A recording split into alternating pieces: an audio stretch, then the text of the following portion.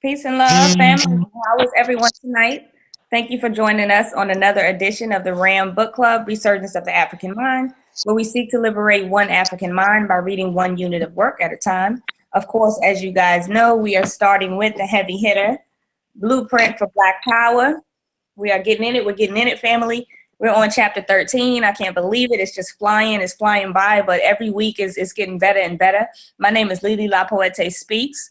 You can get the links, family, to join us on the panel or to listen in the discussion from www.lilylapoetespeaks.com. You will click on the Blueprint for Black Power link, and then you'll just scroll to the bottom, family, and you'll just click the link that pertains to you. This week, we're going to be going chapter 13, the financial corporate elite, the new world government. Last week, family, just to touch up, we talked about the economic order and power, the African American community as a colony. We also talked about economic segmentation, powerlessness of the government, and other things, family. I'm sorry, I lost my track. But family, once again, my name is Lily La Poete Speaks. What we're going to do is we're going to let the panel introduce themselves, and thank you for joining us.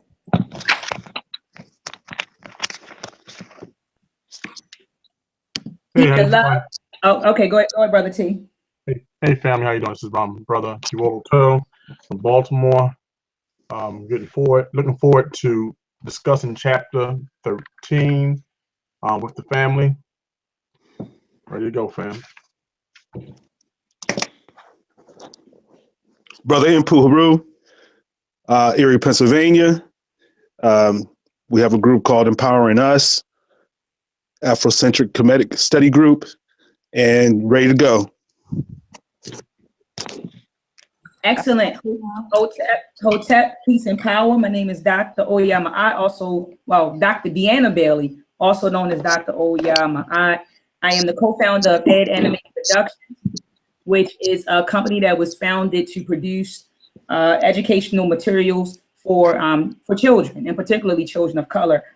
I'm also an adjunct professor at the School of Engineering at Morgan State University. I teach digital communications, wireless communications, and next semester I'll be teaching signal processing. I'm again looking forward to it. And like you said, sis, I was looking at this earlier today when I was reading the pages, and I said, wow, we're like through a third of the book. Yeah. You know what I mean? And I couldn't help but to recall you and I talking about the book, months ago, and saying how we wanted to read it. And we were like, man, it's just, it's on the shelf. And we were picking, we were going through, we were reading little excerpts of it, but we weren't reading it, cover to cover. And you and I said, you know what, let's just start a book club. And, we all read it together. What we did. And I can't believe it. Like you said, sis, we are in chapter 13. I know that the book has 31 chapters. And so we're nearing we're almost half the way through the book. And so we're combing through it. It's a lot of good information. I was talking to my family about it. In fact, tonight after we watched Haiti Revolution, or Haiti 1804, the movie produced by Tariq Nasheed. And I was just telling them that, man, they really need to get into this book. This book has a lot of powerful information, and especially if we want to understand how this system works. A lot of us say that we are tired of being, oppressed and subdued by this system.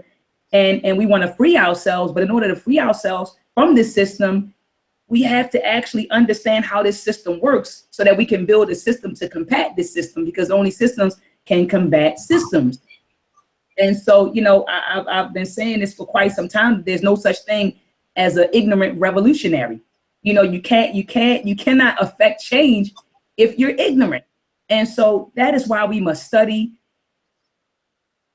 and master, but also implement and apply, And so again, I'm happy to be on this panel. I'm looking forward to this discussion. Tonight is going to be a very powerful discussion. It seems like it's like a continuation of chapter 12, which focused on the economic order. So tonight we'll be talking about the financial corporate elite, the new world government.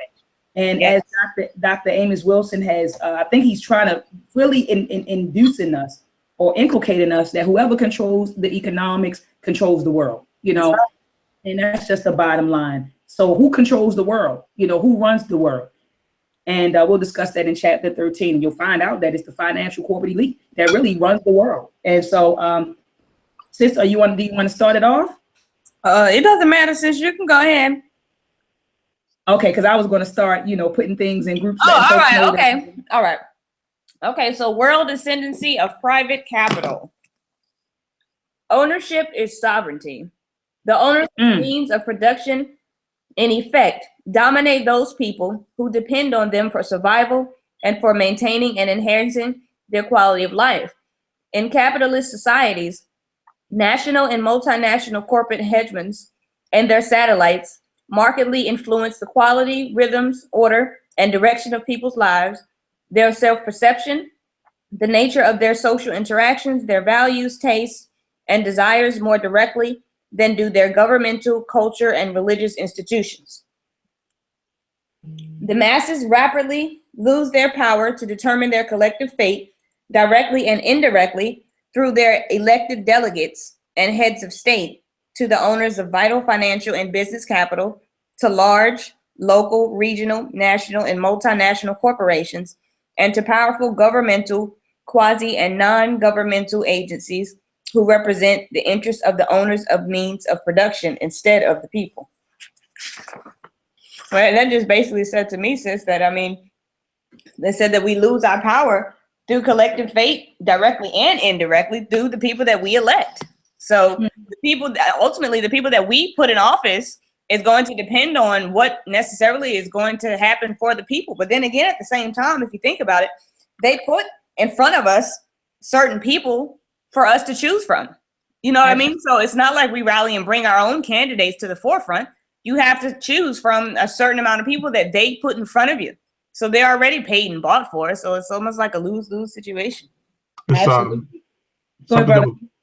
It was something that was bought up in 1804 when Brother Wycliffe John ran for president of Haiti. One thing he realized is that even though he had the popularity from his music career and being a son of Haiti, it wasn't enough for him to win the election. That's right. He did realize he had to go, pat on some backs and wash some hands of the local business owners. And he had to, bow down a little bit. He realized because he didn't do that and go through that process, he was not going to be supported. That's right. So, and every politician has to go through the channel of the people with money, the people who own and direct the money before they can even be considered a candidate. So, thanks. Unfortunately, we don't have that power structure, but we do have the puppets put in place that they put in the forefront for us to be our so-called leaders. That's right. That's very true. So when you think about Barack Obama, I was just people got so excited, like, oh my God, it's a black man in office. And I'm like, come on, like they gave him to you. So you really think he's going to be a tool for your liberation? Come on now, think about it. Kind of came from nowhere, right? Out of the blue, Exactly. So he was definitely, as they would call, probably our Manchurian candidate. Mm-hmm. Absolutely, and that's what I thought about, sis. As soon as you talked about how a lot of the candidates are already purchased, and then how they put them in front of us and say, "Hey, we'll choose." I immediately thought about Barack Obama and how in 2008 all of us were, running to the polls to vote this black man into office. And like you said, sis, little did we know that this wasn't a man that was going to liberate us. We thought because he had a black face that he was, but he didn't. I mean, in fact, since he's been in office, and I'll say it, he did absolutely nothing, in my opinion, for black people. He did a lot for a lot of other people. He did things for, the Mexican. He did things for the LBGT community. But, he didn't do things. I don't know. And if someone can enlighten me on this panel, I don't know if anything Barack Obama did specifically for black people. If he did, I'm not aware. Is the program that he instilled for, what is it, like young boys or something like that don't have fathers or something like that? I'm my brother's keeper. Yeah, something like, exactly. But I am my brother's keeper. Still, if you look at if we probably have to take a chance and look at the statistics, you still see that it wasn't much done in the communities that needed the most work. Even if you can look after his presidency was over, the money he donated to Chicago, if you look at the percentages that were donated to actually the African American community, it was a very small percentage of that. I think $3 million he donated. So I think that he just didn't have us in mind. He didn't have our liberation in mind. He didn't even have the thought to even fix anything for us. So he really wasn't a president for our community.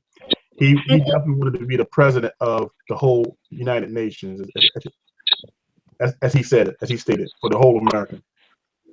And then what agenda did we present him with? I don't recall African Americans like coming together to collectively create an agenda to present it to him and come. Politicians. Yeah. Maybe ask yourself what politicians came to him who had an agenda. You know, I know that certain people did present him with information based off conversations and interviews. Like Byron Allen gave him an 8-point plan for him to consider in his presidency, and he said it fell on deaf ears. So individuals went to him, but not grassroots organizations or politicians. Got you. All right, sis, let's go ahead and continue. I'm still letting folks know that we're live. Okay, brother, you want the brothers to take over? I'm still trying to eat this food. Go ahead, Brother T. All right. You ended off on page 295, so you're on 296, right, Sister Delay? Yep. Exactly, brother. Okay. Right where it says when national government's ability to control national economy and budget is superseded by the international trade agreements such as GATT, NAFTA, by indebtedness or the dependency of the international finances. Large foreign national banks, the World Bank, the International Monetary Fund, various foreign aid arrangements, and the like, all extensions of or related to the machinations of private financial capital. Then that national sovereignty or self-determination is essentially and institutionally fiction. This is the case with virtually all of the continental African and African diaspora nations today, and an increasing number of nations of all stripes, white, Asian, Semitic, for example. On June 20th, 1994, the New York Times reported that through its structural adjustment program, the IMF and the World Bank now effectively oversee and supervise the economies of 30 countries in sub-Saharan Africa. So, if you it's just from that pick right there, as you see how the major banks of the world control all of the nations on the continent. And that was in '94. By now, I think they literally have a World Bank in every country. I think, So if I'm not mistaken. I mean, in the world, they have a bank, and the World Bank, the IMF is in every country in the world. Every country. Now, think about what just happened in Zimbabwe, and about the dollar. That dollar being worth nothing, the economy being worth nothing. I think that in Zimbabwe, the Bitcoin was worth $13,000 a coin because their economy went to crap. You know what I'm saying? So it's like it's no resources on the continent because it's all owned by these big banks, and they're not giving it back to the indigenous people. Right. So what can we do? You know, when we have our nations on the continent, they're not doing well at all. All right, I'll continue. I'll come down to anything anybody want to say on this page on 296. No, I'm good, brother. Hold on, let me look because I had a few things. I had mine only highlighted to that point. Nope, I'm all the way at the bottom. The next thing that I have is it says that today the international supremacy. Did anyone have anything before that? Or No, that's where I was too, sis. Mhm. okay, cool. So I'm here at today the international supremacy of financial capital and the global corporate elite is almost complete. Together, they are colluding to form a new world order, a world government to which all nations will give prostrated, I guess that's obeisance. All right. It says this fledgling financial corporate world government would not be democratically representative of those it shall govern, though it intends to rule all nations and peoples. It is intended to be a world government dominated primarily by the United States, white America, the European Economic Community, and secondarily by Japan, China, and one or two other Southeastern Asian nations. The head of the world government is expected to be the white American financial corporate elite, disguised, and this is very important, family, disguised as the democratically elected government of the United States. Its power to rule will be ideologically justified and legitimated in terms of the natural ascendance of private property, private enterprise, privatization, free market, and U.S. military supremacy. I thought that was very powerful. And I think, it has come true. Again, like Sister Alima said, this book was published in 1998. But a lot of this stuff has come to pass already. They do have a government. They do have a government that is controlling everything. The new world government being controlled by the financial corporate elite. Like, this stuff has already come to pass. Right. But yeah, so moving on to the next section, the private financial corporate complex, the U.S. second government. So in this section, Dr. Amos Wilson is trying to drive home here that there are two governments. All right. There's the first, there's a government, and he introduced his government to you in the first section where he's talking about the financial corporate elite. So you have that government, this private government, and then you have the public government. So the public government are the people you see in office, right? That's the Barack Obamas, your senators, your delegates, your councilmen. These are the public. That's the public government. So you have two governments here in the U.S. A private government who really controls what's going on, who really controls everything, almost every aspect of human activity. And then you have the public government, which would be the face. So these are the faces that you see. So anyway, this next section, the private financial corporate complex, U.S.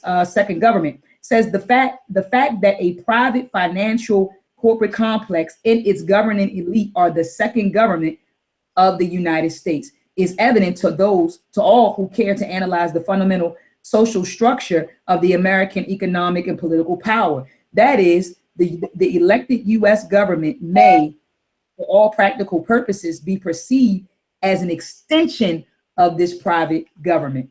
All right. Its primary function under such circumstances is to legitimate and execute private rule by making it appear to be public policy. Remember, in our previous chapters, Dr. Amos Wilson said, when you think of policies, when you think of rules, he said behind every policy and every rule, there's an entrepreneur or there's an interest group behind every policy and every rule that's created. So again, it says its primary function under circumstances is to legitimate and execute private rule by making it appear to be public policy. Thus, it is fascist corporate state produced wearing a benign public persona. By the private financial corporate complex, we mean that combination of the largest, wealthiest, and most influential financiers and privately owned financial institutions, syndicates, and corporate bodies, which seek by various methods to influence and direct governmental policy in favor of its own self-serving interests, and often against the best interest of the public. One of the more important means by which this complex influences governmental policies in its favor is through the appointment of some of its most politicized members to head powerful government departments, offices, and agencies. So just like Sister Alima said a few moments ago, this private government, right, which consists of this private financial corporate complex, he's calling it the second government. But you have the face, which I would call the private government, and then you have the public government. And so, as Sister Alima said earlier, they appoint people in these different positions in these high offices, and this is how they gain control of the government, and this is how they influence governmental policies in their favor. Do you guys want to read Parenti notes this in his contention, or do you guys want to move along? We can move along. Okay, so I'm at the bottom of page 298, which pretty much summarizes a note that Dr. Amos Wilson quoted. He quoted another author, Parenti's contention, and at the end of the quote, he describes it, and this is what he said. He says, it is certain that the quality of life of the average American citizen is more dependent on the functionality of the corporate sector than on the governmental sector. For it is the corporations and companies which hire and fire, promote and demote, who determine the economic standing and fate of millions of individuals and families. American corporations and companies can, through control of wages, salaries, working conditions, layoffs, job cuts, and much else, more directly affect the social order and the quality of life of American citizens than can the American government. So he's saying that these corporations and companies have more control over American life than our actual government. He says it has been decided by constitutional fiat and that the private can exercise these vital powers with relatively little interference from the public sector. The cry for less government, deregulation, an unrestricted market economy or free market economy, for letting the market determine outcomes by the private financial corporate sector, is not a call for full individual freedom of choice and democracy as it may appear to be on the surface. It cloaks a call for a governance by financial corporate authoritarian rule in place of public democratic rule.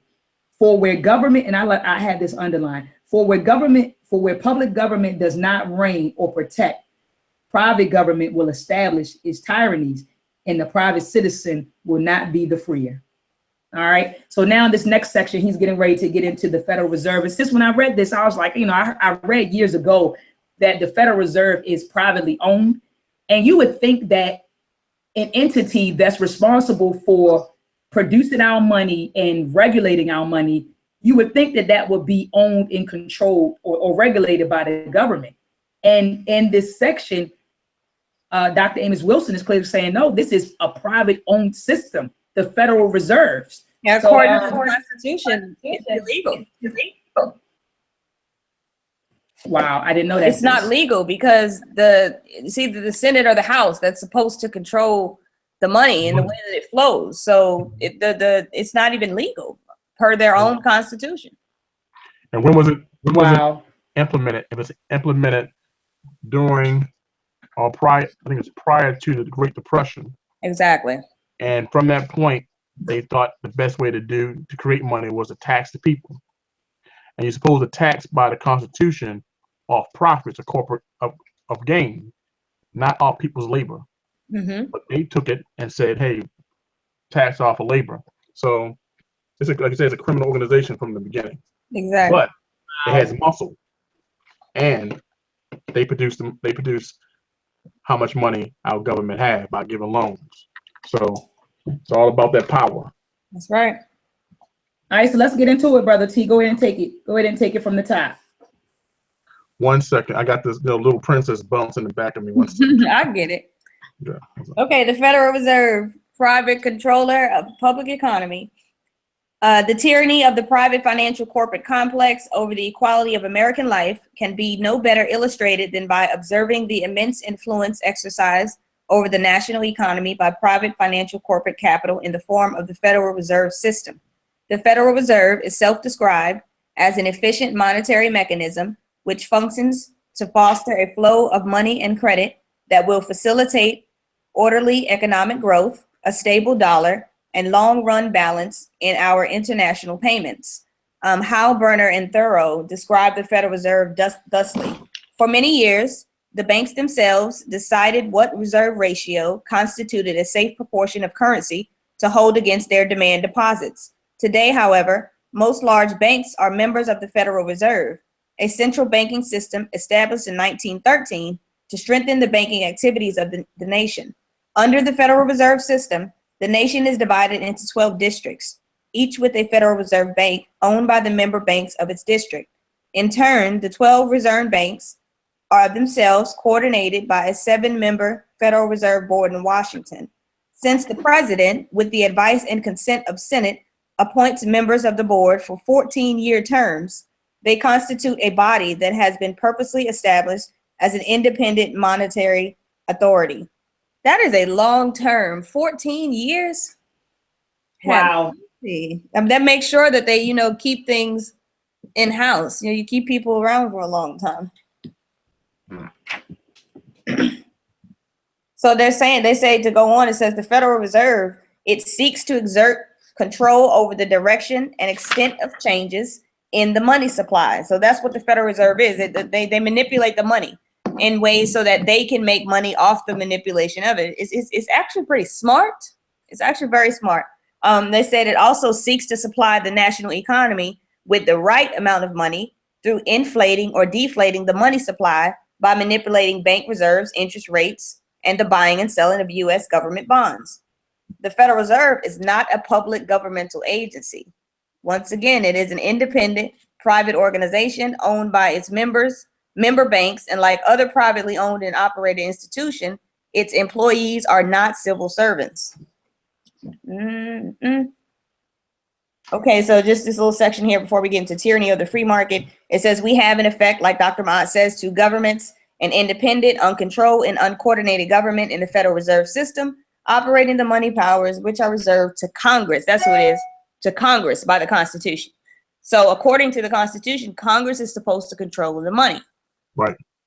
And people, I remember back when I was like following Alex Jones. I don't know if y'all familiar with him. Back when I was like really whacked out and like I just didn't know what to believe at that point. So like I was following Alex Jones, and he would talk about how they're gonna destroy the Constitution and the U.S. is gonna fall. And when now that I'm really more enlightened, I'm like, they've been destroyed the Constitution a long time ago. You know what I mean? That's nothing new. It's just a ploy tactic. But I figured that out later. But they disregard their own paperwork. It means nothing to them. Especially when they took the backing of the money off from gold to silver. That's right. When they released that, our money's only backed by a promise. Thin air, literally. Yeah. Yeah, that's when they started creating those notes. People need to borrow money. So like, okay, well, here's a note, and then you just pay us when you get it. It's like, come on, they don't have any money. What is it backed with? It's just a promise to pay. It's amazing. Sister Camille, what's up, Queen? You've been quiet over there. She has. She sure has. What's going on, Queen? Sister Camille, can you hear us? We can't hear you, sis. Did she freeze? She's not frozen. There's something going on with her sound. Okay. Oh, there she is. There she is. No, she there. We just can't hear her. She might have to log on. All right. Get back on. I got here trying to come in. Look. Oh man, here we go, Sister Camille. I thought you got the internet fixed, sis. Woo! What you say, Sister Aline, when she's over there using dial-up? Yeah, she got that dial-up Earthlink. Not Earthlink. No, y'all remember. Just playing, sis. We just playing with you, sis. Just playing with you. We We just wanted you to take it from the top, Queen, on the tyranny of free market. Because they're famous for saying that there's a free market, but there's no such thing as free market, just like there's no such thing as free press. Everything is controlled by the corporate elite. That's what Amos Wilson stresses to us. But they'll tell us free market, free press, free this or free that. But all of these things are controlled, and they're controlled by the corporate elite. All right. And we're talking about the white male corporate elite. Sister Camille, do you want to read, sis, or do you want us to? How's she gonna read and we can't hear her, sis? I know. All right, look at her. She's laughing. Look at her laughing. She over there laughing. But Brother T gonna take it from the top. Go ahead, Brother T. Okay. All right. We're on the tyranny of the free market. Yes. Page 300. Thus, we can surmise from the foregoing discussion that the relative to most vital areas of life, the making a living through stable employment and the maintenance of a viable national economy, the social and economic fate of Americans rests in private hands and reflects predominantly the policies and private government, the government of the white male financial corporate elite. This barely visible government not only rules in the shadow of the public government, but more, I'm not gonna try to do that word, but those rules the name of the free market, of free trade. Two phrases most American citizens think are synonymous with individual freedom, freedom of choice and democracy. However, the free market and free trade economies may operationally represent political, social, and economic tyranny, as well as provide the foundation for class and racial domination. Wow. The free market, or the open market, is ultimately owned by those who buy and sell within it. The market consists of human beings engaged in varied activities of buying and selling properties, commodities, futures, and the swapping of options. And we're at the bottom of 300, and that just brings to me the new change of money. And I know we mentioned it on previous episodes of the broadcast, but like that's why the government fears and hate Bitcoin so much and cryptocurrency, because now you're taking out that ability of the government controlling what we buy and what we sell abroad. I can buy when, where, and whenever I want with peer-to-peer purchasing, and it's my money exchanged for your goods, with you know, and also vice versa. So that's the new fear. So this free market is now being broken up systematically, bit by bit. They're saying that I have the ability to buy what I want with anybody I choose, and that's a fear. Because before this cryptocurrency came about, we had to go through a third party, and that bank was controlled by state and federal rules, right? So everything is kind of changing as we speak, and we got to pay attention to it because it's moving quick, family. It's really moving quick. Absolutely. All right, so I'm going to the top of 301. So the market is human activity, and it's therefore biased by human attitudes and values.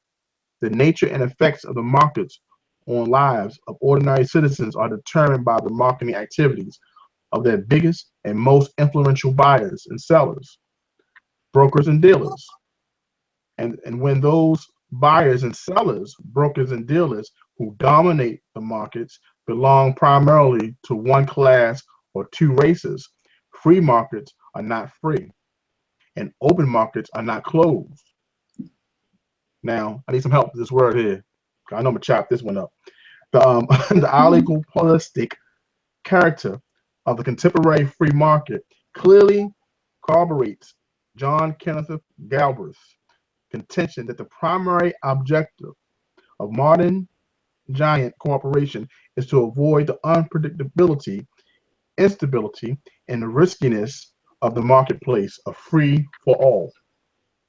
The corporate elite's drive to maintain marketplace predictability, stability, to avoid and minimize marketplace risk has led to the situation where described by the Greenberg. Anybody want to expound on that? I was gonna yeah, I feel like that Amos Wilson said it all. He's saying that free markets aren't really free markets. Markets aren't free markets. Free markets aren't free, and open markets are definitely closed. And he's saying that the market are really controlled by, he said one class, he said it may be two races. And I don't think that you messed the word up, brother. I think I'm gonna mess it up. It's oligopolistic? Mm-hmm. I don't know. Oligopolistic. Yeah. Yeah, oligopolistic. And that means that a few firms are able to control the marketplace. He said, which will enable them to deny entry to new firms, right? New firms, which would be, deny entry into new firms. He said, and to control the sources of raw materials and to generate their own internal sources of capital for investment and expansion. So he's saying that this global market isn't free and it isn't open, and that it's controlled by a class and maybe two races.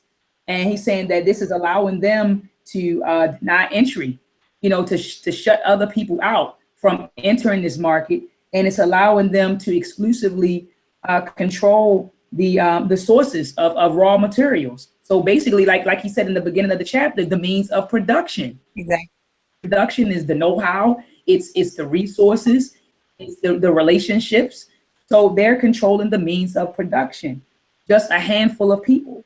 All right. So then he goes on to say at the bottom, he said, if one or two racial groups and one class of capitalists dominate capital in other important markets through their own monopolistic or oligopolistic ownership and control of the means of production, then the establishment and expansion of such markets represents the establishment and expansion of race and class tyrannies over non-market or peripheral market participants.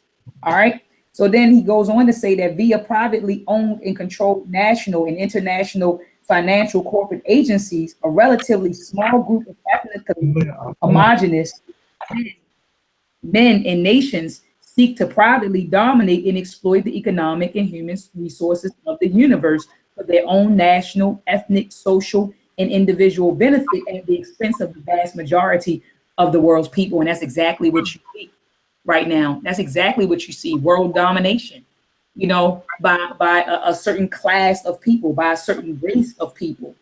All right. So then he goes on to, he's quoting his article he presents on page 302. He said it's an article that's published by Benjamin C.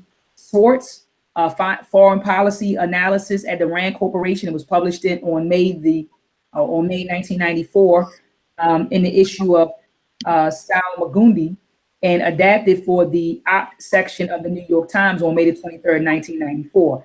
I'm not going to read everything that this article says. I'm just going to go over to page 302, where he plainly says, he says, so look, he said, there we have it in plain English. He said, white American, Western Europe, Chinese, Western Europe, Japanese, and perhaps Southeastern Asian economic prosperity and capitalisms depend on the existence of a market-oriented zone that encompasses more than 2/3 of the world's economy, protected by the military and the economic hegemony of the United States. There can be little doubt that African peoples, both inside and outside the United States, are expected to largely compose the 1/3 of the world's economy, not included in zone of peace and prosperity. Mm-hmm. So he's basically saying that the highest stage of capitalism is today's complex web of global trade, production, and finance, right? And he's saying that this trade and this global trade and production and finance is being conducted with 2/3 of the world. Correct me if I'm wrong, Sister Lima. I think he's saying it's 2/3 of the world, and that African people consist of that 1/3 of the world that has been locked out. And the people that they're conducting this global trade and production and finance with, he's saying these are the white Americans, the Western Europeans, the Japanese, and he said, and perhaps the Southeastern Southeastern Asians. And then he goes on to quote another article at the bottom of page 3. Can someone take it from there? Can you hear me? Yay, my back. The bottom of 303, is that policy of deterrence? The classified document makes the case for a world dominated by one superpower whose position can be perpetuated by constructive behavior and sufficient military might to deter any.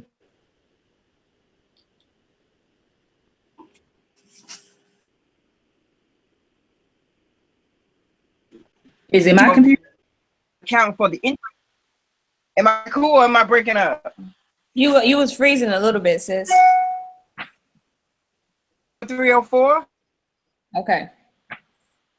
Role the United States must sufficiently account for the interests of the advanced industrial nations to discourage them from challenging our leadership or seeking to overturn the established political and economic order. Woo. This concept of benevolent domination by one power, the Pentagon document articulates the clearest rejection to date of collective internationalism, the strategy that emerged from World War II when the 5 victorious powers sought to form a United Nations that could mediate disputes and police outbreaks of violence. The Defense Planning Guidance addresses the fundamentally new situation which has been created by the collapse of the Soviet Union, the internal as well as the external empire, and the discrediting of communism as an ideology with global pretensions and influence. The new international environment has also been shaped by the victory of the United States and its coalition allies over Iraqi aggression, the first post-Cold War conflict and a defining event in the US global leadership. In addition to these 2 victories, there has been a less visible one, the integration of Germany and Japan into a US-led system of collective security and the creation of a democratic zone of peace. Which is all fake. Exactly. There is no peace. So basically, they're just lying out. The Defense Department, they're going over their draft of the Defense Planning Guidance. I had wrote that down too because I would like to see a recent copy of their defense planning strategies. Like I want to see what they're talking about now. You know what I mean?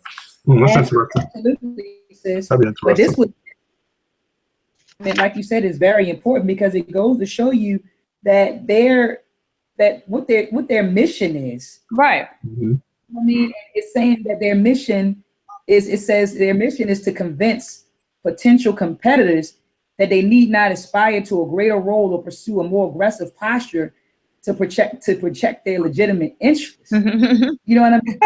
And it's talking about putting. That's just amazing. It's like it's crazy. It's like it's laying out a plan for the United States to neutralize all threats, and right. You know, it's like to neutralize all threats. And I love how he breaks down their defense strategy objectives in the next section. And how they do it. And I remember when I was younger, I used to ask my mother, I used to say, Mom, why does the United States, go to different countries and preach democracy? Like, why are they worried about what's going on in other countries? Why do we always have to be involved in the affairs of other countries? But now, it's not that they care, it's to protect their interests. Exactly. That's all it is. They're not interested in spreading democracy. That they're not interested in. I mean, they come and they come in the name of democracy, but that's not what it's really about. It's really about protecting their interests and advancing their interess, protecting domination. That's what it's about. If they have a plan to dominate 2/3 of the world, you're gonna have to be in everybody's shit. Absolutely, you gotta have to know what everybody is doing so you can counteract and be 10 steps ahead of them. Right. Absolutely. And so no wonder we spend billions and billions of dollars in military. Right. Makes sense. It makes sense. And then I was looking at a map years ago, and it showed like all of the stations, all of the bases that we have around the United States. And it was like a map, and it showed like where each base is located in the United States, and it shows you the different U.S. bases in Africa, the U.S. bases in Asia, the U.S. bases, and I was just like, wow, we're not like the United States of America. We're like the empire of the world. Like we're like it's like we're everywhere, and so he's going to get into that when he starts talking about the defense strategies, and particularly I'm talking about the second objective. So let's continue with the defense strategies at the bottom of page 304. Okay. Defense strategy objectives. You said you just want to get into the second one, sis? Oh, well, we could describe the first one. I mean, I want to read this. He said that he was talking about, he says the first one, he said the U.S. has to show leadership, so they can establish and protect the orders that hold the promise of convincing potential competitors that, like you said, they need not aspire to be greater. Second, he says the non-defense, we must account sufficiently for the interests of the advanced industrial nations to discourage them also from challenging our leadership. Then he says we must maintain the mechanisms for deterring potential competitors for even aspiring to larger regional or global rule. Oh my. Now, so they don't even want them to be to extend in their own region. Okay, this is funny to me. Okay, so he says on 305 family, the second objective is to address sources of regional conflict and instability in such a way as to promote increasing respect for international law, limit international violence, and encourage the spread of democratic forms of government and open economic systems. These objectives are especially important in deterring conflicts or threats in regions of securing importance to the United States because of their proximity, such as Latin America, or where we have treaty obligations or security commitments to other nations. While the U.S. cannot become the world's policeman, although they are, by assuming responsibility for righting every wrong, we will retain the preeminent responsibility for addressing selectively those wrongs which threaten not only our interests, but those of our allies or friends, or which could seriously unsettle international relations. Various types of U.S. interests may be involved in such instances: access to vital raw materials, primarily Persian Gulf oil, proliferation of weapons of mass destruction, and ballistic missiles, threats to U.S. citizens from terrorism or regional or local conflict, and threats to U.S. society from narcotics trafficking. So that just helped me to think of course, Saddam Hussein and all the other Middle Eastern countries that they have been beefing with, and people have been saying, well, they're just going into their country, and why won't they allow them to have their weapons and things like that? And the thing is that they're not their allies. So if you're not going to allow me to be your ally, then you can't have certain weapons that I feel are going to be threatening to me and my country. And that's the issue. And see, the thing with North Korea, they can't go busting up in North Korea and take his shit, because then he'll come and, I don't know, they don't know what he got, but apparently there's something over there in North Korea that they don't want to touch. That America, they've always seemed to back down. No matter all that fluff that Trump talks, it don't mean anything, because they're cleaning it up behind the scenes. But there's something North Korea has that they don't want a part of. But that just seems that it just seems that that's the way they operate. Yeah, well, they got people that's not influenced by American ideals. So people, the whole daggone country, it's like billions of them mugs. They all rise up too. Right. Yeah, so it's regional. They don't have any control in that way. That's right. So all that yapping he's doing, he have to have a real war on his hands. Because they're not backing down either, and that's why he don't want them to have. That's why they try to discourage other countries from having nuclear weaponry, because they want to be able to just go in there and right, take what they want from the people. Exactly. And if you're armed and you have military might, they can't do that. That's right. So they try to keep other people from having being able to protect themselves. And we can't protect ourselves from them, really. They can just we can't. Right. They want. Basically. Very true, sis. Okay, where are we? Regional threats. Regional add on, Brother T. Regional threats. Yeah. Regional threats and risks. On page 305, family, with the demise of the global military threat to U.S. interests, regional military threats, including possible conflicts arising in and from the territory of the former Soviet Union, will be a primary concern to the U.S. in the future. These threats are likely to arise in regions critical to the security of the U.S. and its allies, including Europe, East Asia, Middle East, and Southwest Asia, and the territory of the former Soviet Union, which Mr. Lilly was just explaining. Excuse me, fam. We also have important interests at stake in Latin America, Oceania, and Sub-Saharan Africa. Excuse me, I'm coughing. I'm clear my throat. Excuse me. All right. I left off at we also have important interests at stake in Latin America, Oceania, and Sub-Saharan Africa. In both cases, the U.S. will be concerned with preventing the domination of key regions by hostile power. They'll take something over. So Pax Americana and Pan-African Prosperity, right at the bottom of 305. The Pax Americana, on which world capitalism and free enterprise presumably depends, according to the Pentagon draft, obviously requires United States, the white American financial corporate elite, global political, economic, and military hegemony. As the draft recognized, such hegemony can only be challenged by national, regional, or collective blocks of peoples determined to maintain their relative autonomy and ability to be prime beneficiaries of their own human and material resources. Any thoughts on that? We're going to the last page. African nations and people are to be salvaged from the impoverished and third world economy under the aegis of the United States economic and military hegemony. Then its vitality necessary for the African American nation to be deeply and inextricably intertwined in the American industrial military complex. This means that the African American community must deeply penetrate and co-own the mainstream American financial corporate sector, and through its influence on American foreign policy, move to direct the policy in ways favorable to the security and the prosperity of all African nations and peoples.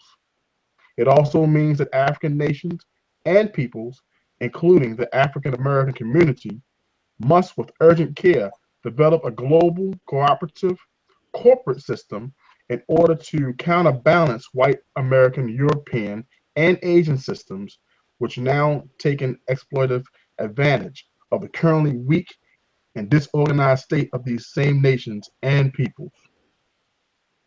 The power of national and transnational corporations must be counterbalanced by organized national and transnational consumer unions, which will refuse to support those corporations and corporate complexes which operate against their social, cultural, and political economic interests. And their counteractions against hegemonic financial corporate capital, organized consumers must be joined by national and international organized labor, which refuses to accept wage slavery, peonage, as conditions for being employed by piggish transnational corporations. Only strategically, passive and active resistance on part of the organized masses the world over can overcome the tyranny of the international financial corporate elite if it's in their will to do so. That was a powerful conclusion, family. That was very, very powerful. He's saying that if we want to get from under the yoke of these financial corporate elites, he's basically saying that we got to develop our own national and international corporate system. And I always say that only systems can combat systems. So we need to develop our own global, he said, our own global cooperative and corporate system, right, to counterbalance American, European, and Asian systems. And we can start by practicing group economics. You get what I'm saying? Like, we can start by training our families to spend their money with people, training our families, training our babies, money with people. You know, I just can't help but to think about Black Friday. And I was seeing videos online, and I don't know where these places were, but it was online of Black people storming Walmarts, storming, you know, malls, you know, shopping until we drop. And we're giving, all we're doing is giving our money away to the same people who are oppressing us. Yeah. And so we have to start practicing group economics, condition our minds to begin, you know, spending money with people like us all day on Friday and even on Saturday, I know folks were out shopping, holiday shopping for their babies. And on my Facebook page, I just posted like great gifts for children, DVDs and books that people could find. And I saw how Sister Alima, you shared posts, Brother T, you shared posts. And so we all were sharing posts, you know, to direct our people to spend their money with folks who look like us. You got Black people who are producing things and they don't have the support because we're out supporting people who don't look like us. And as long as we continue to do that, we're already third-class citizens in this country. And as Dr. Claude Anderson stated 2 weeks ago when he was right here in Baltimore, either 2 weeks or 1 week ago, what was it, last weekend? Last weekend. It was just last week. He said that by 2020, we will be fifth-class citizens here in the United States. He said we're already behind the Hispanics, Asian, and you have the Arabs. So he said we're really literally on our road to being fifth-class citizens if we don't begin to practice group economics and to begin building our own economic system. And so I think that what Dr. Amos Wilson said was dead on. You know, when he said, look, in order to counterbalance this system, we got to build our own system. How do we start? We start by spending our money with people who look like us. Most definitely. And I'm just thinking about, if we go back to the 1804, one thing about Haiti, and it's probably a good example, I hope it's a good example, they realized that they had no resources in their country that they can trade abroad. But in the beginning phase, they had their money. They made money, and they could make money for other nations at the time. But right now, what do they trade to bring money to their country or bring money and jobs to their country? So one lesson, like Dr. Maat just mentioned, was that we can trade amongst ourselves, and hopefully, eventually, we can start trading with other nations to really make an impact in our community, as like Barbara Wilson was just stating here. You know, so it's important. We have to practice group economics, and we have to also learn how to do it abroad to produce more monies and more jobs and more opportunities for our people, so we can get out of this situation. Absolutely, absolutely. Sister Alima, did you want to add anything else, or did you want to begin to chop it on up? Because I know you said that you wanted to use some time to kind of chop it up, because we never get to do that because we're always like focused on this book until the last minute. But did you have anything else you wanted to add to chapter 13, Queen? No, not really. But as always, you know, Baba, he hit it on the nail, and he emphasized what we needed to know, and he basically just letting us know in this chapter that, you know, about the two governments and the way in which that they operate. I think it's a lot of information that a lot of us knew, but he gave us good reference points, and you know, it's a good read, definitely. Yeah, and I'm with you. I would love to get my hands on like a more recent defense planning manual. Let me go back and look at exactly what it was called. I'm gonna see if I can find one. We called it the Pentagon's 1992 Draft of Defense Planning Guidance. Draft. So that's what it's called. The Pentagon's it says 1992 Draft Defense Planning Guidance. I'm like, wow, they're so arrogant that they publish this stuff. Like, you know what I mean? Like, well, you know, they have to release stuff like that eventually to the public. They don't have to release it initially. Initially, yeah. So they got it. So they drafted it in 1992, and it was published. Well, we got our hands on it in 1994. So 2 years later, we got our hands on it. Yeah. So I mean, they're open about what they're trying to do and what their mission is. And their mission that's is probably just scratching the surface, because they're not gonna never really tell you what they're up to. You know, yeah, that's like somebody, you know, they just throwing some, you know, tidbits out there. But what they really up to, they're not telling you. That's not gonna be in a report. And you know, it's crazy. I like you said, Sister Alima, a lot of this stuff we all kind of knew. But I love the way he put it when he said that we're being governed by two entities. You know, it's like you have this public government, and then you have, you know, the financial corporate elite. So it's like you're being, you know, controlled in you know, by two different entities. One entity, I mean, they're one and the same, but it's kind of like you have the face and then you got the stuff that happens behind scenes. So I love how Baba described it as like two governments. I remember when I remember reading a quote from John F. Rockefeller, Mm-hmm. and I think you're probably familiar with this quote. He stated that he doesn't care. He doesn't care to be president of the United States as long as he's in control of the money. And that goes about after the Depression, all those big banks coming together, the J.P. Morgans and the Chase coming together to formulate the Federal Reserves. Right. So it doesn't matter who's in president, like you said, the public persona is who controls the private backing. And he said, I don't need to be in front. I control the money, so I'm good. So that just shows you right there. It's powerful. Absolutely. Absolutely. That is power. That is power. And I love how Dr. Amos Wilson in the beginning of Blueprint for Black Power, when he talks about, you know, Black people being oppressed in the country, he was saying that the white man continues to do what he does to us because he has the power to do so. So until we change the power relationship between us and them, we will forever find ourselves in the same situation.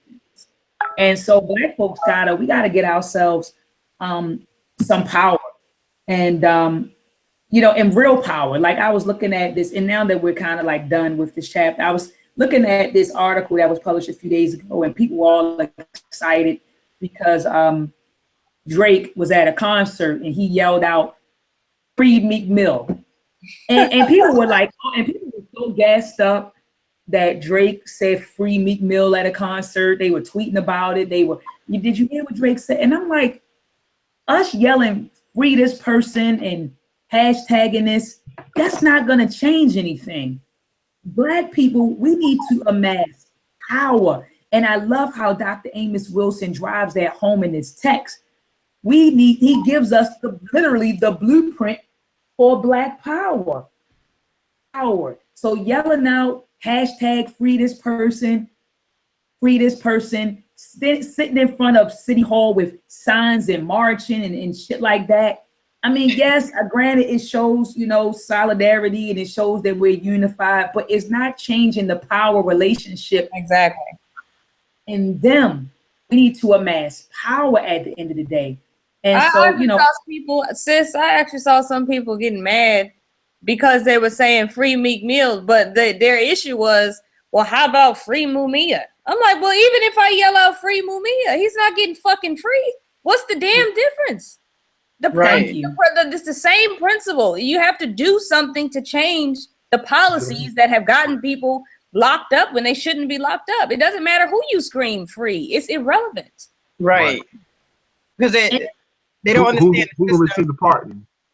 And they don't understand revolution. They really, you know, they're afraid of that. That's not. Sis, I said that to my family today. I'm telling you, if I could put my cousin on the phone right now, I said Black people are scared of revolution. And I remember there was a group back in the day called the Last Poets. The Last Poets. Yes, the Last Poets. Niggas is scared of revolution. Scared of revolution. Scared of revolution. Because a lot when I sat and watched that movie by Tariq Nasheed, the brother did an excellent job. You know, people can say what they want about Tariq Nasheed. None of us are infallible. We all, you know, we've all done things that folks may not have agreed with. But I cannot take away from him that he did an outstanding job producing 1804 and telling the story of our ancestors. He did a magnificent job. And you know, when I looked at what it took, I saw so much. I saw strength, I saw unity, I saw fearlessness. You know, these people were fearless. They weren't afraid to die. I mean, you know, they were even talking about how when they beheaded, I forgot what the name of the, I know they focused on 4 people, and it's one of the 4 people got caught. It was Bushman. Yeah, Bookman. Bookman, yeah. Mm-hmm. But which one did they behead and they put his head on a stick? Dessalines, I believe. Yeah, Dessalines. I think beheaded Dessalines, but it was prior to him. They also did one. I can't remember the one. Was the previous the one who taught him how to cook the herbs and poison them? Yes. I can't think of Yes. his name. I Yeah, mean, he was the first one. Mm-hmm. I love Yeah, but it used- was powerful. It was powerful. It was powerful. And I said, these people weren't scared. I think that Black folks in America, I think that we're under the illusion of inclusion. Yep. We have just been assimilated to this culture. A lot of us are complacent. You know, and on Facebook, I put that there are just too many happy slaves. And some people don't believe that, like, people don't believe that we're being oppressed. You have some people that think that we are free. They're like, I'm working, I have a great job, I'm making 6 figures. And they don't realize that we're at war right now. Right. And they don't know, and they did not, and in Haiti, they knew who their enemy was. So these people were unified, they were fearless, they had a desire to get free, and they knew who their enemy was. We have historical amnesia, and we no longer know who our enemy is. That's why we're marrying them, we're having babies with them, we're working with them. That's correct. Assimilation. I think that, when they said, hey, you can now shop at our stores, eat at our restaurants. Right. They said, hey, we now feel like we're a part. You're not allowing me to work beside you. I can drive the car you drive. I can live in the neighborhood you live in some incident. So they believe, hey, I'm part of the in crowd now. And just like we go back to 1804, Toussaint Overture thought, because, hey, I'm a French soldier just like you, Napoleon. And look what happened to him. Let me sit down at the table and work out a deal. Dessalines didn't fall for that trick. Right. He realized they're not to be trusted. They're not going to honor your deals, and the best thing for you to do is just kill them. So it was two different mentalities there. Right. But I think we have some people who think that I can be in the crowd, assimilate with them, and can negotiate. We still have those politicians and speakers out there today. I think one of the most powerful things were that the first thing they did was get rid of the coons. Oh, that was powerful. Collaborators. That's the first, because you can't even make a move when you got coons that's going to turn on you and go run and tell.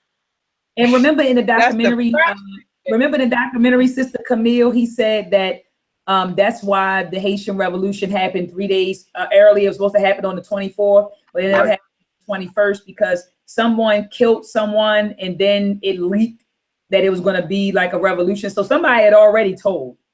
And so it ended up being like 3 days earlier than what was planned. Right. They had to go ahead and act accordingly. But thank God, they had an opportunity to sit at the table. They planned it out already. So even though they had to push forward, they already had the idea of what they needed to do, who they needed to take out, even though it was pushed a couple of days early. So that's one good. I mean, it was, like you say, it was put together pretty nice. Had an opportunity to sit down and plan and say, hey, we got to take these people off our land. And do you think it's because it was their land, it made it easier for them to say, hey, we need them off, and they outnumbered them? Do you think that was also part of the strength of the Haitian Revolution? T. Yeah. Oh, were you asking a question, bro? Yeah, it was a question. He was. What was your question again, bro? I said, do you think the strength of the Haitian Revolution came from them being in their own country and them outnumbering the Europeans, the French? Oh man, is it? You keep going out, and I'm like, is it me, Sister Alima? It's you, because I hear him. Yeah, I hear. Okay. What? Just repeat it to me. He's saying, why do you think the Haitians were able to win? Was it because they outnumbered the Europeans? Or were they because they were in their own land? But technically, they really weren't in their own land. you know, they had been brought there, but Right. they still were aware that they were being, you know, oppressed. I think the trick of the 21st century is to give the illusion, you know, the oppression, the way you oppress nowadays has changed.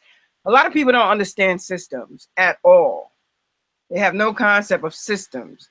So because, you know, there's no signs hanging up, they're not lynching you physically anyway. But that type of oppression is not visible. So being that a lot of people have no historical context either, they really don't understand what's happening. You know, so the game keeps updating. You know, how you oppress people. You know, they will probably never drop an atomic bomb on a nation again. You know, so you know they might go in there and do something else, but the game has changed, and because people have no historical context, and you can buy cheap little goods to make you feel like, you know, you're a part of something. They don't think they're oppressed, you know. So and that was also the trick of the government too, was also to make people feel like they're a part of the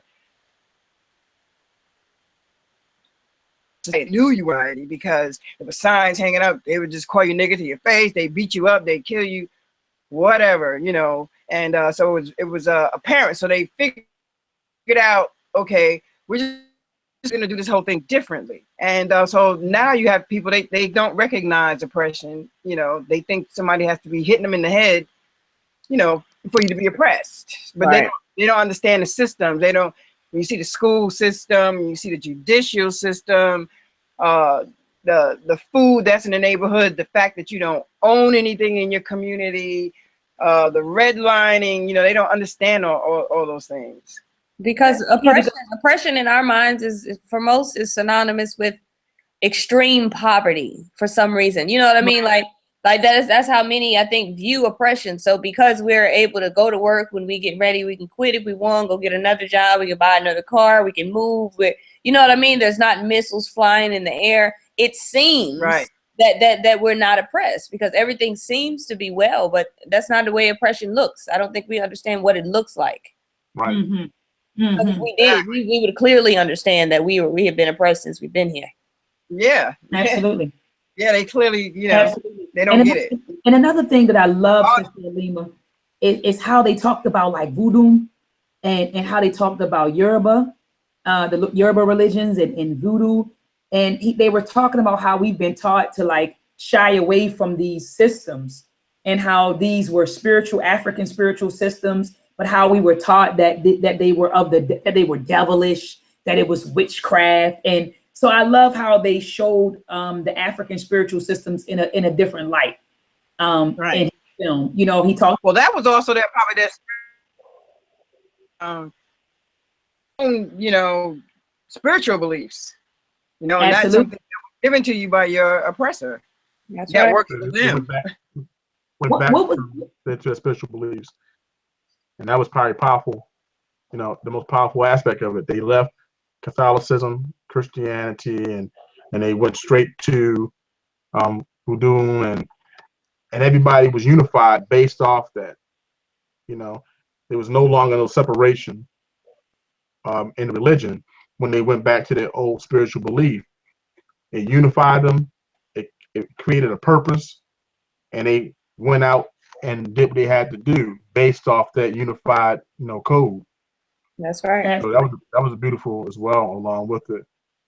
And did you notice how, Brother T, how they kept on emphasizing how a lot of the Africans that participated in the Haitian Revolution were first and second generation Africans, and they said a lot of them had military training over in Africa and Dahomey and the Congo. And I was just like, wow, we don't have that anymore.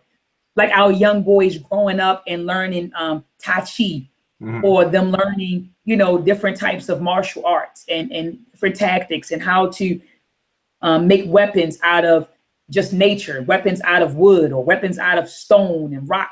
We don't have that anymore. So a lot of those people, a lot of those brothers that participated in the Haitian Revolution, These were warriors. These were people that were warriors in Africa who had warrior training.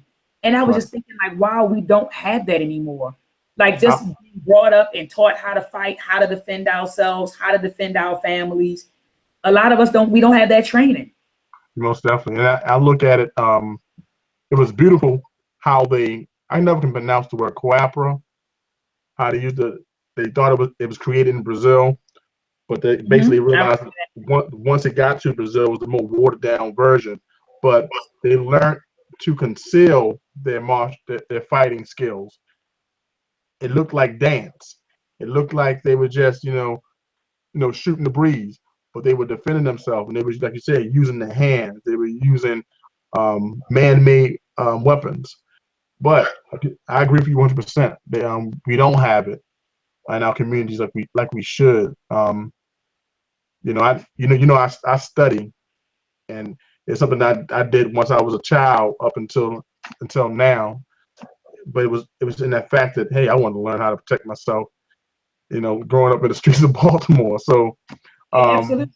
But I do agree. I think we definitely need it back in our communities to put that fighting skill back in us, and also understanding strategies, like you said, understanding systems. We definitely need to understand that, because a lot of us want to be revolutionary, but don't understand how to be revolutionary effectively. So we have to understand what we fighting to change. Exactly. That was a key word you used, Brother T. Right, we have to. So out of the two leading skills, out of Toussaint Overture and Dessalines, which do you favor and why?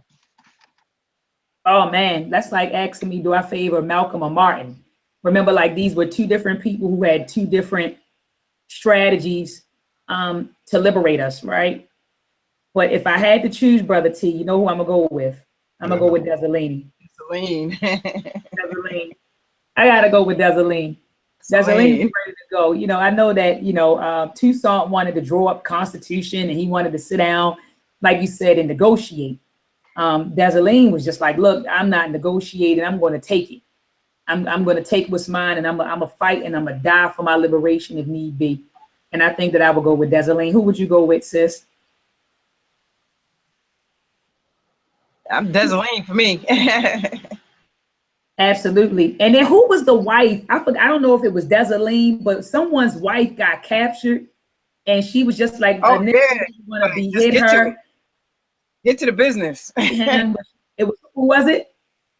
I forgot the sister's name, but she was just like, she was like, get to the business. Go ahead. They said she gave them the orders. She gave them the orders and said, let's not work. I said, oh, my girl. Right. Oh, I mean, our sisters were war. I mean, I don't care what y'all, the Black woman is a warrior. I'm telling you, boy, she was ready. She's like, I don't want you to behead me. Shoot me just like you you're going to shoot my husband. And I think they were going to blindfold her when they shot him. Nah. And she said, don't blindfold me. Huh? Wanted to see it and give the orders of her own execution. That's it. I think I might post on Facebook tomorrow. I mean, that sister, boy, she was a strong sister. Right. She was a strong another sister. Powerful thing too was, I'm sorry. I was going to say another powerful thing too was that in their spiritual system they didn't have a word, they didn't have anything called forgiveness. I thought that was really key, and every time Black people be out here tearing up the streets and carrying on, because that's a form of rebellion too. But then they always pull out. That's the reason why they go get these pastors. Tell people, it's not right to tear up people's stuff and da. Yeah, it is. You're supposed to just use whatever you can use to, because that's the only way you're gonna get noticed. If you're sitting on the step with a sign, nobody paying you no attention. That's true. So they only pay attention when you start tearing up shit. Oh, it's like, oh, dang, and then everybody's like, oh, stupid. It's always like that. It's just like your kids. They don't listen to you till you run your damn mouth and raise your voice. Then everybody listens. That's how I go. Exactly. So when they said they didn't have no such thing as forgiveness, that's what I'm about. I was going to consult with Sister Alima about that when he said that. I was going to ask her, like, in like Yoruba spiritual system, so in Ifa, is there a word for forgiveness? Do they tell you to forgive your enemies, Sister Alima? Like, how does it work? I'm not familiar. No, you're not taught to forgive your enemies. I mean, you are taught to, of course, uphold a certain amount of character. Good character is very important in Ifa, but it definitely don't, I wouldn't say, I don't know, to be honest with you. It depends on your interpretation. Certain things are subjective to that person's interpretation, because some people would say that, yeah, in a sense, not necessarily that they tell you to forgive your enemies, but they do preach forgiveness. You know what I'm saying? But what the actual word is for forgiveness in Yoruba, I don't know. Gotcha. Okay. When I was looking at it, I was like, oh, I don't know. Let me Sister Alima. Because he said that in the African spiritual system, there's no such thing as like praying for your enemies and forgiving people who do bad things to you. Like, that is not an African spiritual system. So I was just curious. Agree with that, 100%. That's something I would definitely love to learn that, to understand more. Sister Alima, it's something. This is off the subject for a second, but it's about the Yoruba religion. Is December 3rd still going on North Carolina? In South Carolina? In South Carolina? Yes, it's still going on. Let me pull up the flyer so I can give everybody the addresses and stuff. But it's definitely going to be next Friday, Saturday, and Sunday. So that'll be a good time down in South Carolina if anybody's around. As soon as I get this flyer. Oh, where is it? Okay, wait. That is a 3-day event, correct? Exactly. So the South Carolina, the Cultural Family Weekend, next weekend, family in Charleston, South Carolina, is going to be December 1st through the 3rd. I think it's $30 for the whole weekend, family. We're going to have on Friday the all-white family beach day. It's going to be the offering to Yemosha and Olokun. If you want to come, you wear all white. On Saturday, it'll be a classes and a Q&A session / concert there. So that'll be nice. And then on Sunday, there's going to be scheduled readings and classes as well. So it's like a workshop. It's like a workshop / concert / offering, but it's going to be a good time. So if anybody's out in the Charleston area, family, definitely swing through. Or if you're not too far away, come by and check it out. It'll be a good time. I'm excited. Can you repost the flyer on your page? Definitely. It'll be down in Charleston. Now, this is not the African village that you and Ben were telling me about, right? Well, yeah, Oyatunji is down there. That's not this. Well, what do you mean? This is an event. Oyatunji is a village. It's in South Carolina. Yeah, that's what I'm saying. This is not Oyatunji. Like, you guys aren't going. No, to it's the not village. at Oyatunji, but Okay. but I know the king and queen will be there. Awesome. That'd be awesome. Yeah, and honestly, I don't know what the other two addresses are. So for all I know, one of them could be Oyatunji. I don't know. I haven't been. Okay. All right. Yeah, please post the flyer, sis. Definitely. And sis, I'm going to say it publicly. I can't wait and tell you. I know you're working on your blog. Your blog is coming soon. I'm almost finished. And then it's not even a matter of that it's going to be extremely long. I just have to do so much fact checking. And I have to do so much reading. You know what I mean? Because I don't want it to come off. Like, my personal blog is my personal blog. But my Lady La Poete blog, I don't want it to be a personal blog. And I don't want it to be opinionated. You know what I mean? So it's just a matter of trying to get all this information of this man and his 40-year history. I swear, it's a lot. Oh wow.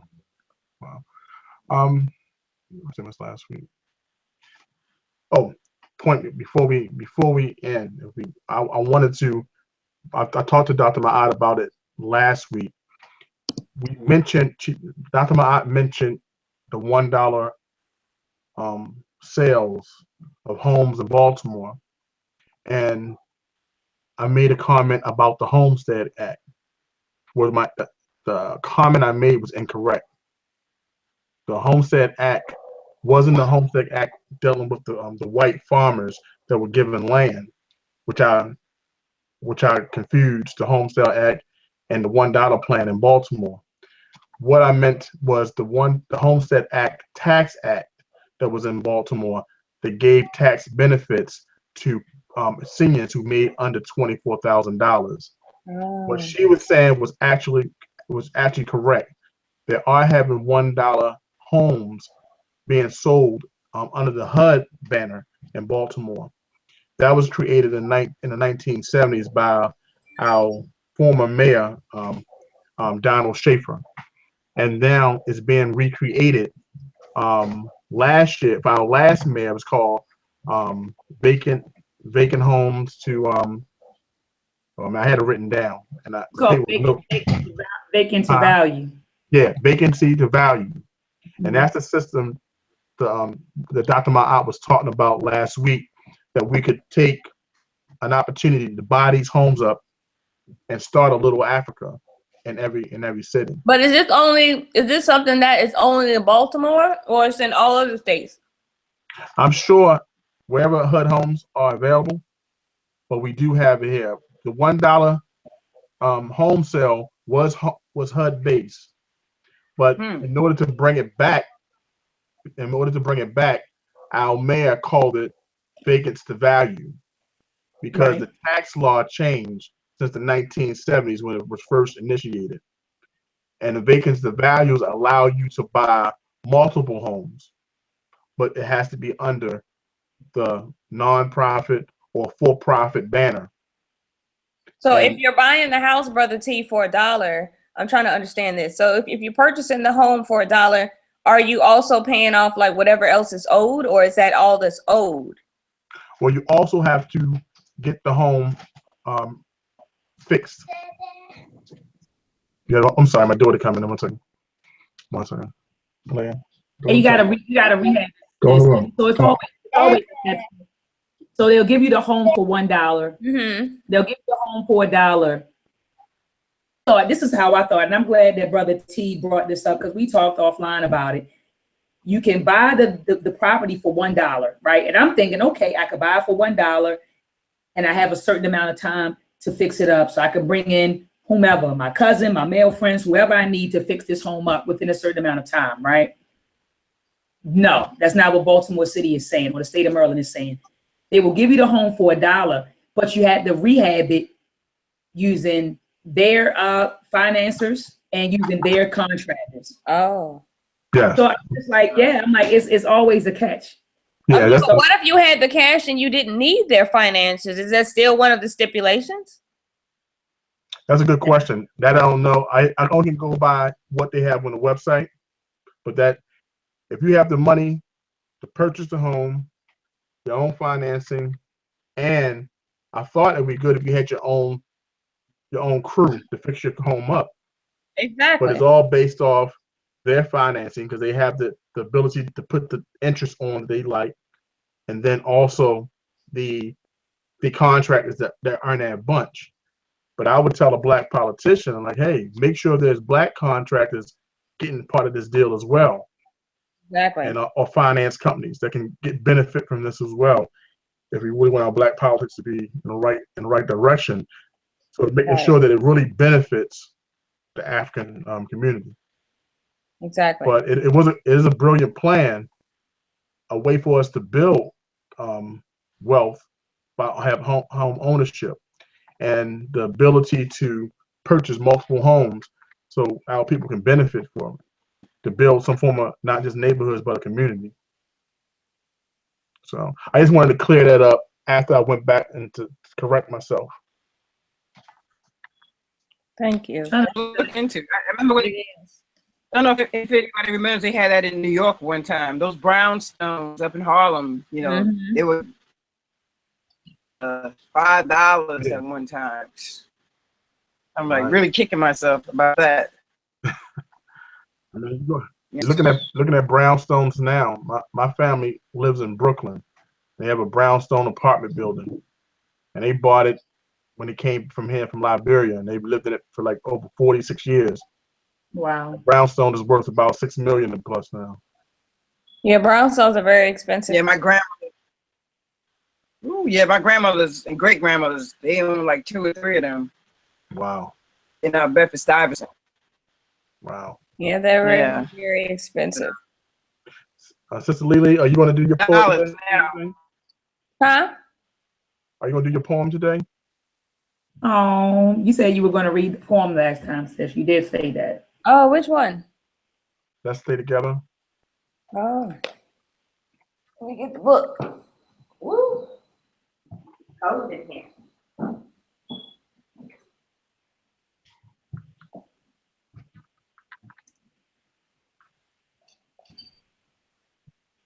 And Sister Camille, next week, you can, if we got a little time, you should be able to play a piece from your CD. Let the people hear that good Absolutely. stuff. Yeah, yeah. Yeah, next week. I'm trying to listen. I was working on that internet, man. I called them up. I actually got a good internet plan. I got supposed to be 100 megabytes. That time we only get 80 in here. They came out here and everything because I was like, I'm getting another, company, but that was actually the best one because they don't have files out here. But 80 is good though. Yeah, man. I Where do was you ha- working on it. Where do you have it located? Well, I'm Upload. upstairs. Okay. Is it away from your modem? Well, the router. I actually have an extension, a Wi-Fi extender up here in where the studio is. Okay. Some That to try to make the signal stronger. But the thing is we're only getting 100. We're supposed to be getting 100 megs. We're only getting 80. Sometimes it works. 100 megabytes, and we're only getting 80. Yeah, and because it's shared across. Wait. It's shared across other of your devices. So say again. You broke up. I said sometimes it's shared between your devices. So if you have that router connected to like 5, 6 devices, it cuts your strength. Yeah, it does. So what you want to do is have it right inside the hard drive, right to your CPU unit, and that kind of gives you a more of a powerful urge of it. So I need to get one of those those boxes. Is that what you're saying? Yes. Mm-hmm. Oh, I gotta pay more money. Yeah. More money. Plug up to the router with the Ethernet cord. Old school. Yeah, to Ethernet cord, right? Yeah, exactly. You get more because sometimes my husband does that. That's how he's got it downstairs. Yeah. He's got everything hooked up. Right. All right. Okay, I guess I'll go ahead and read this. Brother T said, read Let's Stay Together. Okay, family, I'm going to read Let's Stay Together from Perceptions of the Misplaced African, Volume 1. If you don't have yours yet, you're tripping. Get yours from www.lilylappoetespeaks.com while it's on sale, because it's not going to be on sale for too much longer. Okay, family, let's stay together. From the moment we arrived here, we've been deprived here of our humanity, our sanity stripped away, our spirituality taken, our culture erased, and our pride forcibly forsaken. Yet the worst disposition of them all was the ruin of the Black family, a methodical fall.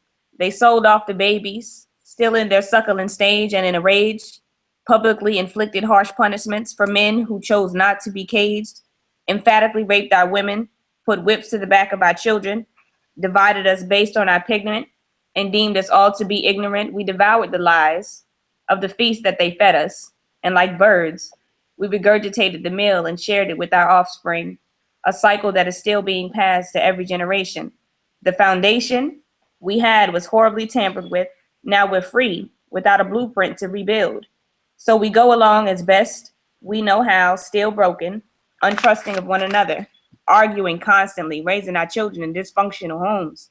They give us the loans to live in a better environment. They won't, give us the loans to live in a better environment. We rarely get the jobs. We never meet the requirements. They give our women free housing. As long as she gets rid of her man, free groceries and utilities. Yeah, it's a part of the plan. Take it a step further and place them on child support. Now they give her a check, keeping fathers who can't pay away from their children and placing them deeper in debt.